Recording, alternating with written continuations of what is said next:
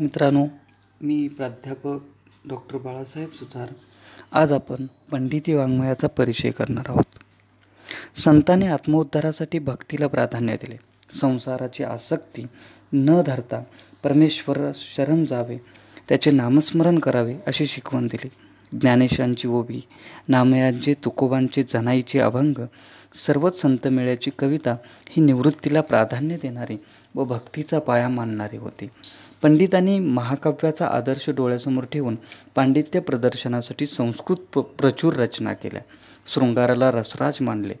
सुंदर निसर्गवर्णने, संवादात्मक भाषा, वृत्तालंकाराचा सोस, कलाविलास, भाषाविलास, तंत्रबद्धता यामुळे हे काव्य बोजड झाले. पुराण ग्रंथांचा आधार घेऊन त्यांनी रचना चातुर्य दाखवले, पण हे सहज स्फूर्त वाटत नाही. मराठी वाङ्मय समृद्ध आणि संपन्न करण्याचा प्रयत्न केला, पण वृत्तालंकाराच्या गर्दीत अर्थ गुदमरला, आशय कोंदला. शब्दजडतेमुळे अन्वयासाठी निरूपणाची गरज निर्माण झाली. तरीही त्यांनी संतांपासून प्रेरणा घेऊन पौराणिक कथाद्वारे सुलभ भक्ती व आत्मोद्धाराचा मार्ग दाखविला आहे. पंडिती काव्याचं स्वरूप पाहता प्राचीन कवितेत संत कवितेनंतरचे वळण म्हणजे पंडिती काव्य आहे. मुक्तेश्वर, वामन पंडित, रघुनाथ पंडित, सम्राट, श्रीधर, मोरोपंत इत्यादी विद्वानांनी गणवृत्तात लिहिलेल्या आख्यान रचनेस पंडिती काव्य असं म्हटलं जाते. हे सर्व संस्कृत पंडित कवी होते. अभिजात संस्कृत साहित्याचे पुनरुज्जीवन म्हणजेच आख्यान काव्य होय. अभिजात संस्कृत वाङ्मयातून पंडित व्यवसायाने पुराणिक होते.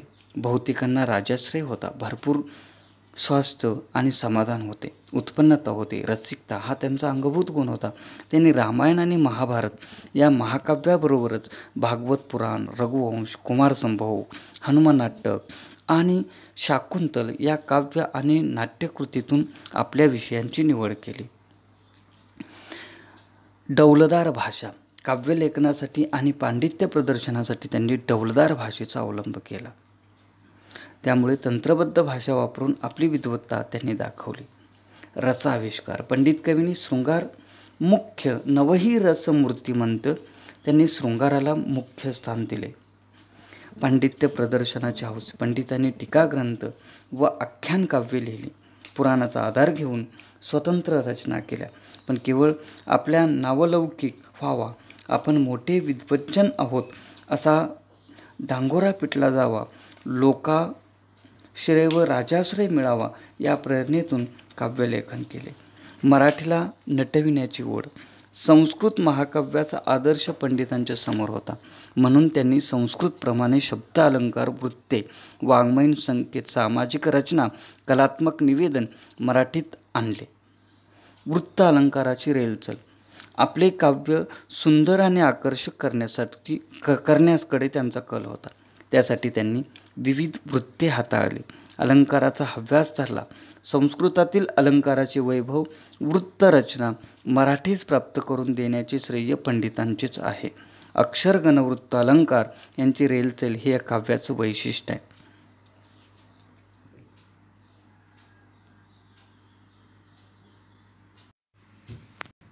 कलाकवी मराठी पंत साहित्याच्या प्रांगणात मुक्तेश्वरांचं स्थान महत्त्वपूर्ण आहे, अद्वितीय आहे. अध्यात्माचे वाङ्मयावरील जोखड फेकून देणारा पहिला कवी म्हणून रासरी जोग यांनी त्यांचा उल्लेख केलेला आहे. मुक्तेश्वराचे कुलवृत्त व जन्मशक याविषयी मतभेद आहेत. दसीपंगू यांनी 1573-74 असा त्यांचा जन्मकाल दिलेला आहे. त्यांचे नाव मुक्तेश्वर चिंतामणी मुदगल. तो एकनाथांच्या मुलीचा मुलगा असावा. त्यांचे बालपण नाथांकडे पैठणला गेले असावे. त्यांचे वास्तव्य गोदावरी पैठणातील असावे अशी माहिती त्याच्याविषयी मिळते. त्यांचे काव्य कर्तृत्व मुक्तेश्वर हा मराठीतील पहिला कलाकवी आहे. त्यांच्या कविता रचनात रक्तातच भिनली होती. कलात्मकता, रसिकता आणि बहुश्रुतता ही त्यांच्या कवित्वाची अभिन्न अंगे होती. नाथांचे संस्कार, तीर्थयात्रा या अनुषंगाने निर्माण झालेली बहुश्रुतता आणि मूळचीच कलासक्त रसिक वृत्ती त्यांच्या त्रिविध गुणसंगम त्यांच्या व्यक्तित्वात एकवटलेला आहे. त्यांची पहिलीच रचना आहे श्लोकबद्ध रामायण. अगदी सुरुवातीच्या मुक्तेश्वराने 661 श्लोकबद्ध करून श्लोकबद्ध रामायण हा ग्रंथ लिहिला. वयाच्या ऐन तारुण्यात त्यांनी ही कलाकृती निर्मिली आहे. अनेक वृत्तातील श्लोकबद्ध रचनेला या काव्यापासून सुरुवात झालेली आहे. महाराष्ट्री ते सर्व राष्ट्राशी राजे, जयाच्या भये व्यापिले देव झाले, असा महाराष्ट्राचा अभिमान त्यांनी या काव्यात व्यक्त केलेला आहे. रामायणातील सुंदरकांड, युद्धकांड यावरील त्यांची रचना रामदासांच्या रचनेशी साधर्म्य साधणार आहे. महाभारत या रचनेमुळे मुक्तेश्वरांना खूप प्रसिद्धी मिळाली. अभ्यासकांनी साहित्य सम्राट, साहित्यातील कोहिनूर, कविवर कलाकवी, ओवी कवीचा ईश्वरू म्हणून त्यांचा गौरव केलेला आहे.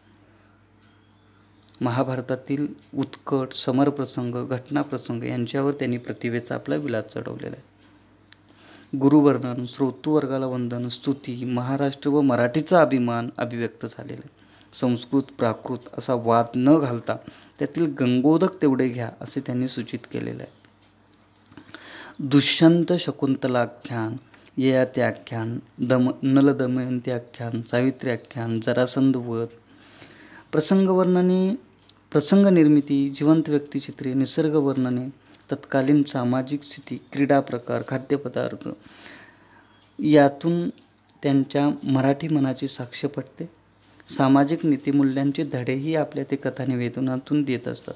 इतर रचना पाहता रामायण आणि महाभारत या प्रमुख लोकग्रंथावर कलावैभव चढवल्यानंतर त्याने हरिश्चंद्राख्यान, शतमुख रावण वधाख्यान, मूर्खाची लक्षणे, भगवद्गीता, शुकारंभ संवाद, एकनाथ चरित्र, दत्तभक्तीपर पदे, आरत्या रचल्या. उत्तरकांड रामायणही रचले. त्यांची एकूण रचना 17,000 भरते.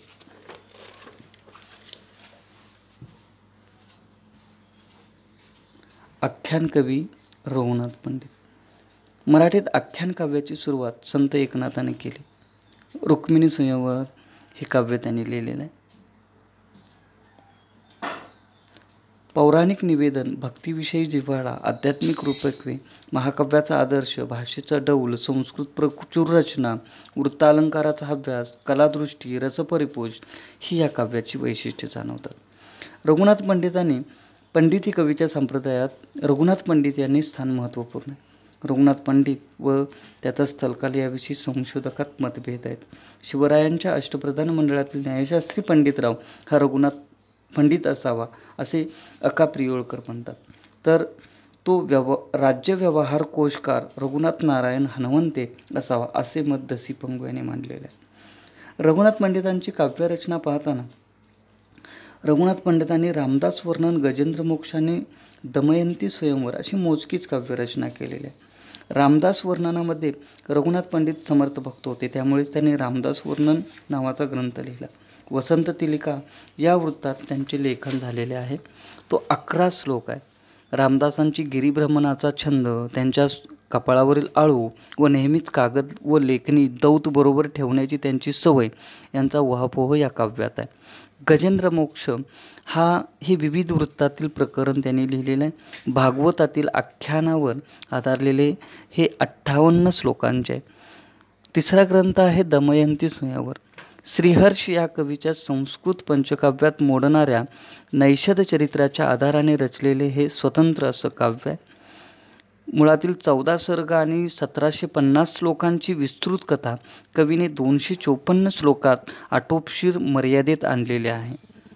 अभिजात रसिकता, शृंगाराचा मनोरम आविष्कार कवीने मोठ्या कौशल्याने केलेला दिसून येतो.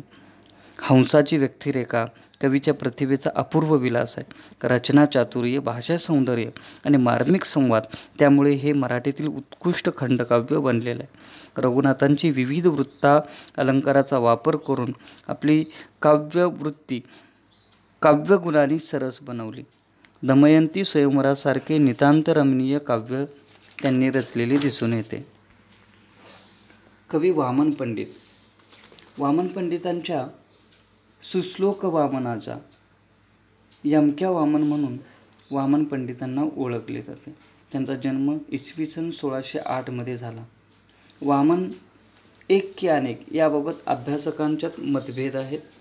दसी पंगू यांनी आपल्या प्राचीन मराठी कविपंचकात मात्र वामन पंडित म्हणजे यथार्थ दीपिकाकार वामन स्वामी शेषे असा निर्णय दिला आहे. त्यांच्याविषयी अत्यल्प माहिती उपलब्ध आहे. त्यांची ग्रंथरचना काव्यसंपदा वामन पंडितांची ग्रंथरचना विपुल आहे. त्यात वैविध्य आहे. तत्वज्ञान, आख्यान, अध्यात्म अशा तिन्ही प्रकारात त्यांनी 40,000 श्लोक केले. पहिला ग्रंथ निगमचा. वामन पंडितांनी वेदांत निरूपणासाठी इसवी सन 1673 निगमसार हा ग्रंथ लिहिला. गुरुकडून मिळालेली भार्गववाणी विद्येविषयी विस्तृत विवेचन कवीने केलेलं आहे. हा ग्रंथ निगमसार, शब्द थोडे अर्थ फार असा ग्रंथाचा मोठेपणा कवीने व्यक्त केलेला आहे. नंतर दुसरा ग्रंथ समश्लोकी टीका. श्रीकृष्णाने संस्कृतमध्ये जे तत्त्वज्ञान सांगितले ते सर्वसामान्यांना समजावे या हेतूने वामन पंडितांनी ही गीताटीका मराठीत लिहिलेली आहे. ही श्लोकरचना अनुष्ठुभ वृत्तात आहे. यथार्थ दीपिका. मराठीत आतापर्यंत गीतेवर अनेकांनी भाष्य लिहिली, पण कोणाच्याच भाषात गीतेचे तत्त्वज्ञान यथायोग्य मांडले नाही असा वामन पंडितांचा दावा होता. आपणच गीतेचा अर्थ यथार्थ सांगावा या हेतूने ते ग्रंथलेखनास प्रवृत्त झाले. टीका उदंड झाल्या, परी देवतास उपासकास भ्याल्या.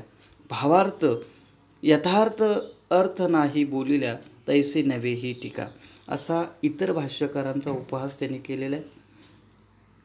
ज्ञानेश्वर दासोपंतावरही त्यांनी टीका केलेली आहे. 22,266 ओव्यांच्या या ग्रंथात गीतेतील श्लोकाचा अर्थ जसाच्या तसा सांगणे एवढाच हेतू दिसून येतो. आख्यान कविता. भागवत आणि रामायणावर वामनाने भरपूर आख्याने लिहिली. आख्यान कवितेमुळेच ते पंडिती परंपरेतील महत्त्वाचे कवी ठरले. रामायणावर आधारित रामजन्म, अहिल्याउद्धार, गीतास्वयंवर, भरतभाव, लोपमुद्रा संवाद ही त्यांनी आख्यानं लिहिली. तर भागवतावर रामजन्म, कृष्णजन्म, बालक्रीडा, मातृका भक्षण, भामाविलास, राधाविलास, राधाभुजंग, रासक्रीडा, कंस वध, कात्यायनी व्रत इत्यादी लिहिली. शुकारंभ संवाद, गजेंद्रमोक्ष, वामन चरित्र ही आख्याने श्लोकबद्ध त्यांनी लिहिलेली जाणवतात. याचबरोबर त्यांनी पंचसुधा, वामनाच्या पंचसुधा या कृष्ण भक्तीची प्रकरणे आहेत. नामसुधा, वनसुधा, वेणुसुधा, चितसुधा, प्रियसुधा त्यांनी कृष्ण प्रेम यातून वर्णले आहे. त्यांचा द्वारका विजय हा भागवताच्या दशमस्कंदाच्या आधारे कवीने हरीचा गौरव केलेला आहे. या खंडकाव्याची वैशिष्ट्ये प्रतीत होत असल्याने मराठीतील खंडकाव्य रचनेचा पाया या काव्याद्वारे त्यांनी घडवलेला आहे. याचबरोबर वामन पंडितांनी शंकराचार्यांच्या अपरोक्ष अनुभूती, समश्लोकी, भगवद्गीता, जगन्नाथाची गंगालहरी, भर्तृहरीचे नीतिशतक, शृंगारशतक, वैराग्यशतक यांची मराठी भाषांतरे केली. संस्कृत प्रकरणे त्यांनी काही लिहिलेले आहेत. त्यामध्ये सिद्धांत विजय, अनुभूतिलेश ही प्रकरणे त्यांनी संस्कृतातून लिहिलेली आहेत. याचबरोबर करुणाष्टके, उपदेशमाला, मानसबोध, वामनबोध, भगवद्दास्य अशी स्फुटरचना त्यांच्या नावावरती आहे. यमक, अनुप्रासात्मक रचना, विद्वत्ता, पांडित्य, प्रदर्शनाचे हौस, शृंगार सक्ती, रसाळ भाषा, वृत्तवैचित्र यामुळे आख्यान कवीत त्यांना महत्त्वाचे स्थान आहे.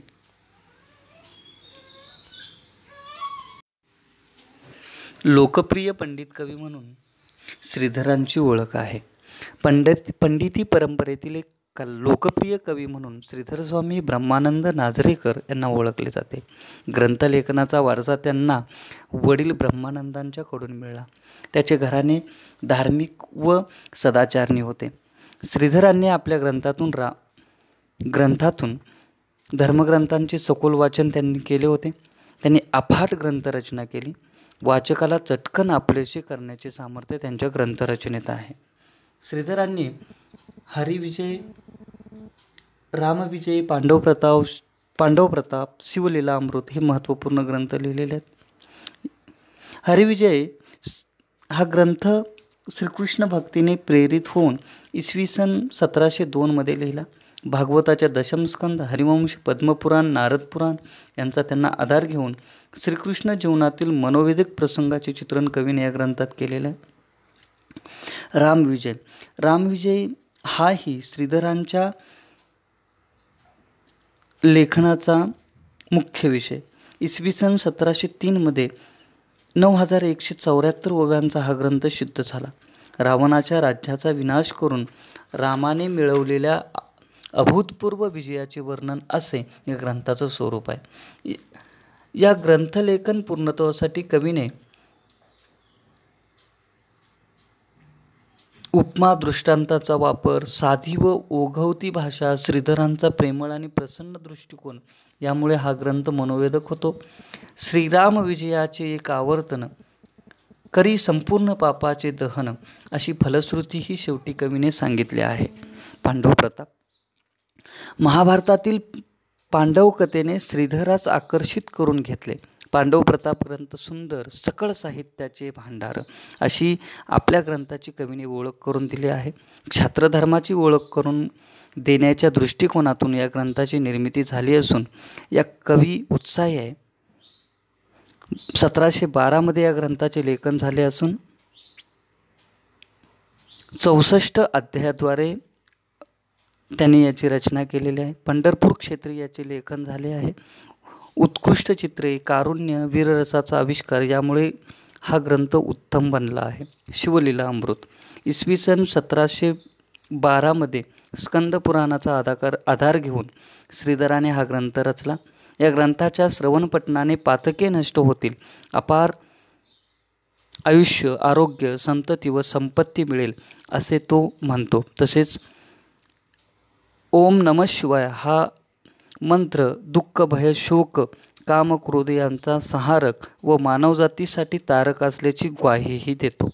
इतर निर्मिती केलेली आहे त्यांनी. ज्ञानेश्वर चरित्र, पंढरी महात्म्य, मल्हारी चरित्र, वेदांत सूर्य असे ग्रंथ त्यांनी लिहिले. साधी, सरळ, प्रसन्न, नीतिबोध शिकवणारी व सांसारिक दुःखे विसरायला लावणारी त्यांची कविता आहे. जनमानसावर पकड ठेवण्याचे सामर्थ्य निश्चितच त्यांच्यात आहे. सुबोधता, प्रासादिकता व वृत्तीतील सुबोधता त्यांच्या कवितेत दिसून येते. पंडिती कवी मोरोपंत. प्राचीन मराठी साहित्यात सुश्लोक वामनाचा आर्या मयूरपंताची हा प्रसिद्ध श्लोक आहे. मोरोपंत हे मराठी पंथकाव्यातील एक अनमोल रत्न आहे. मोरेश्वर रामचंद्र पराडकर हे या आर्यापतीचे पूर्ण नाव. त्यांचा जन्म 1729 पन्हाळगडावर झाला. त्यांचे बालपणही तिथेच गेले. श्रीराम, श्री मल्लकेश, श्री गणेश, श्रीहरी हे चौघे त्यांचे गुरु होते. 24 वर्ष अव्याहतपणे अध्ययन केल्यानंतर ते बारामतीला बाबूजी नाईक यांच्याकडे पुराणिक म्हणून आश्रयाला आले. इसवी सन 1772 पासून 1794 पर्यंत 24 वर्ष त्यांनी काव्यलेखन केले. इसवी सन 1794 हनुमान जन्मोत्सवावेळी मंगळवारी सकाळी ते प्रभू रामचरणी लीन झाले. काव्यविषयक दृष्टी. काव्यरचनेकडे त्यांनी भक्तीचे साधन म्हणून पाहिले. वैयक्तिक समाधानासाठी व स्त्रीगायन हा त्यांच्या काव्यलेखनामागील हेतू होता. हरिजांचा कैवारी त्या पांडुसुताशी वंदतो भावे, वाटे चरित्र त्यांचे काही आपण तरावया गावे, हे काव्यलेखनाचे प्रयोजन त्यांनी स्पष्ट केलेले आहे. मोरोपंत हे शब्दप्रभू होते. 4 दशकाहून अधिक काळ त्यांनी काव्यलेखन केलेले दिसून येते. कुशलोपाख्यान. उमेदीच्या काळात अश्वमेघातील 25 ते 36 अध्यायावर इसवी सन 1750 ते 51 13 अध्यायात 508 श्लोकांचे हे आख्यान त्यांनी रचले. सीतात्याग, सीताशोक, लक्ष्मणा करवी पाठवलेला निरोप, रामचरित्र, लव कुशाबरोबर युद्ध इत्यादी प्रसंग यामध्ये चित्रित केलेले आहेत. आर्याभारत हा ग्रंथ पंथांच्या परिणत प्रज्ञेचा आविष्कार आहे. महाभारताचा आस्वाद श्रोत्यांना देण्यासाठी त्यांनी 17,000 ओळीचा हा ग्रंथ सिद्ध केलेला आहे. संकीर्ण रामायणे. पंत रामभक्त होते. आपल्या दैवताची शब्दरूपी पूजा बांधण्याच्या हेतूने या ग्रंथांचे लेखन झाले असावे. यांची संख्या 108 आहे. रचनेत वैविध्य आहे. यात रामभक्तीचा उमाळा पांडित्य प्रधानतेच्या रूपाने आविष्कृत झाला आहे.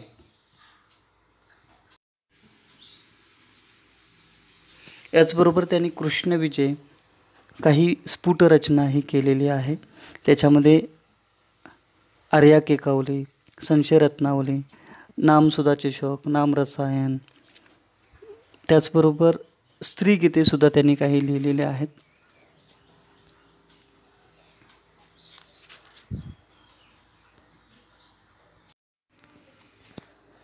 आपण समारोपाकडं वळलो. अशा तऱ्हेने ही पंडिती काव्याची परंपरा संस्कृत साहित्यशास्त्र व संस्कृत साहित्य यांच्या छायेत वावरली. संस्कृत संकेत व परंपरा यांचा पगडा पंडिती साहित्यावर बसला. विविध वृत्तांचा व अलंकाराचा वापर व कथात्मकतेतून साधणारी रसोत्कटता हे त्यांचे विशेष जाणवत राहिले. पण पांडित्याच्या प्रदर्शनाचा अभ्यास व विशिष्ट वर्गासाठीच लेखन या मर्यादांमुळे ते समाजापासून व इतर प्रवाहांपासून स्वतंत्र व विन्मुख राहिले. धन्यवाद मित्रांनो.